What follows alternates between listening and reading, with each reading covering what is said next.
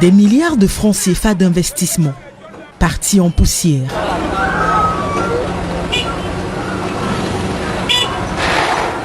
De la colère, des larmes, en n'en plus finir.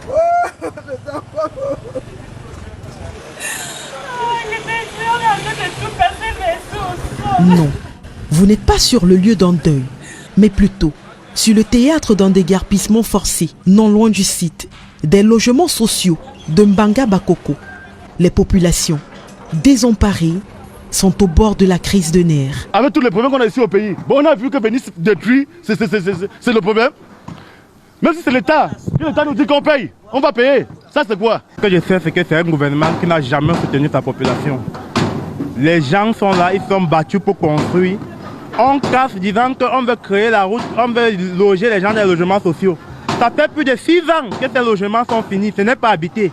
On n'est pas capable de payer pour vivre dans ces logements sociaux. On a dit qu'on construit pour les pauvres. On n'a jamais logé les pauvres là-dedans. Les pauvres réussissent à construire au quartier. On vient casser. Maintenant, là où on construit pour les pauvres, me semble que c'est pour les riches. Nous allons faire quoi devant le gouvernement? La loi, où c'est quelle loi dans ces pays? Nous sommes dépassés. Pour sécuriser l'opération et éviter tout débordement, les forces de maintien de l'ordre, armes au poing, veillent au grain. Pendant ce temps, les riverains, comme dans un rêve, sauvent ce qu'ils peuvent. Des femmes qui pleurent, s'effondrent. Des hommes qui tempêtent. C'est la grande émotion. En pleine période de crise sanitaire, aux grosses conséquences financières. Pourtant, les autorités confirment, il n'y aura aucun dédommagement pour personne. Vu que tout le monde ici s'est installé illégalement sur le terrain de l'État. Et suite au message porté du Minju après sa visite la semaine passée dans les logements sociaux de Mbanga Bakoko, ici présentement à Yassa, elle a instruit qu'on fasse déguerpir les populations qui occupent anarchiquement les logements sociaux de Yassa, où nous nous trouvons.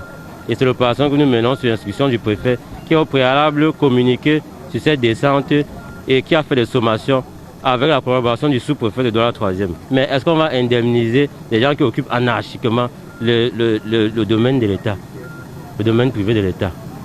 Ça ne peut pas se faire. Ils doivent libérer ce site et c'est ce que nous sommes en train de leur faire faire.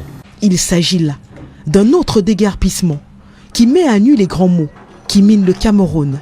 Laisser les populations s'installer pour ensuite les détruire, jetant ainsi aux orties des années d'économie, voire des millions de francs CFA de dettes, difficile de s'en remettre.